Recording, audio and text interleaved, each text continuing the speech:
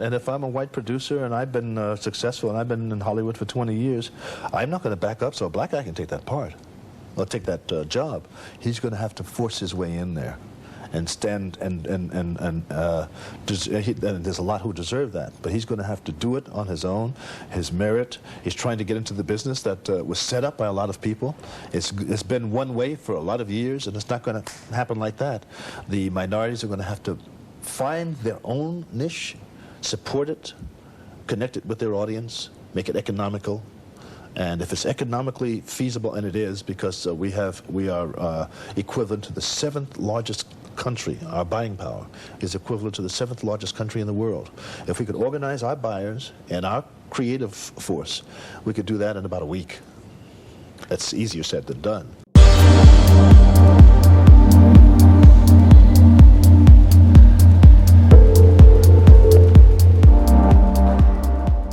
Hello everyone, this is Pico Entertainment and we are back again, and here now we have another video for you. In what's becoming far too commonplace nowadays, we have to yet reflect on the passing of yet another significant actor, this time in Louis Gossett Jr., who sadly passed away at the age of 87 years old. The news was confirmed on Friday the 29th of March 2024 with a recent statement released from his family acknowledging his passing and thanking everyone for giving their condolences. And when we look at overall his career and life, Louis Gossett Jr. was born on May 27th, 1936 on Coney Island in Brooklyn, New York. He made his debut in acting at the age of 17 before taking part in multiple successful plays within Broadway throughout most of the 1960s.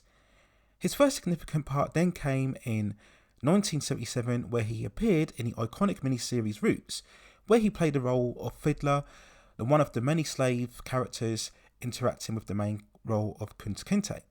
And despite not being a central character, he still made a huge impact, going on to win the Emmy Award for Outstanding Lead Actor for a single appearance. Now after that role, he continued in television series such as Backstairs at the White House and also Palmerston USA in 1981. But we then go on to 1982 and the role that very much cemented his legacy, and that was the role as Sergeant Drill Instructor Emil Foley in An Officer and a Gentleman. The film story itself showing Richard Gere's Zach Mayo as a drifter trying to define himself and find purpose by being recruited for the US Navy. And despite not appearing until the second third of the film, when Louis Gossett Jr. does appear, he does elevate the film so much.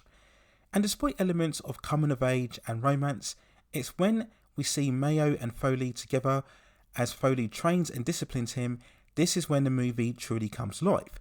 We have all of those great moments where we see Foley pushing him and taunting him, very much trying to rebuild his overall character, taking him to the absolute brink in order to try and get him to quit, and then Mayo eventually resisting and standing up to him. One of those iconic moments in cinema, again very much reflecting the student and the teacher, or the hero and the mentor, something that we would see so many times throughout the 80s.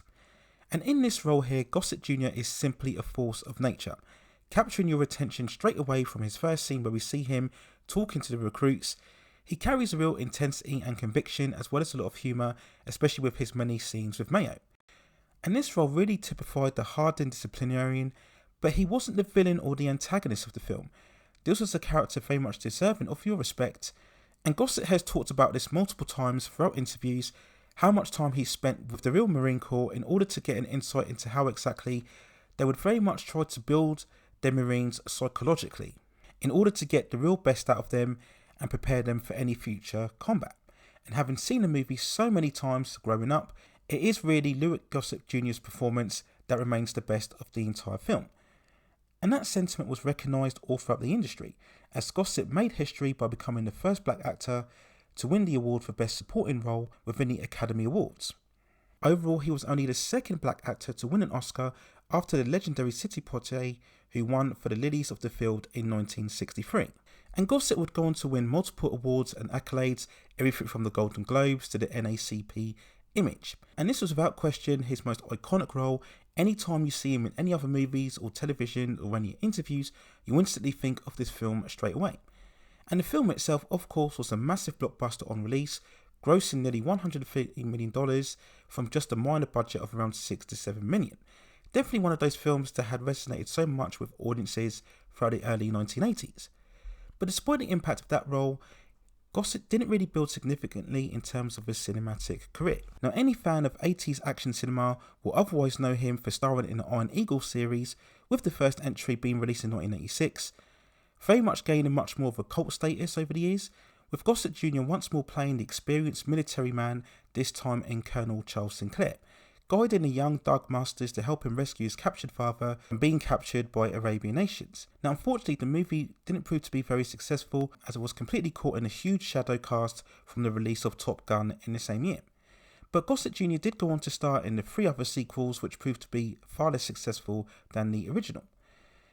And yet the actor would continue to play multiple movies and television series, albeit in a much more smaller capacity, the standouts including Stargate SG-1 and also Boardwalk Empire. More recent efforts include the HBO series adaptation of The Watchmen, and also more recently the musical remake of The Colour Purple, released in 2023. And much like Carl Weathers, who also sadly passed away recently, I've always felt that Louis Gossett Jr. never quite had the great movie career that his talent truly deserved.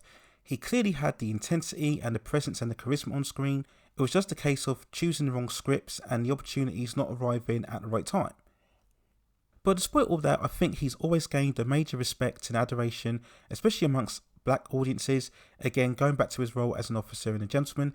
And sometimes it's proof that it's not necessarily quantity, it's more quality of a performance, and how starring in a few big roles can still gain you major iconic status within movies.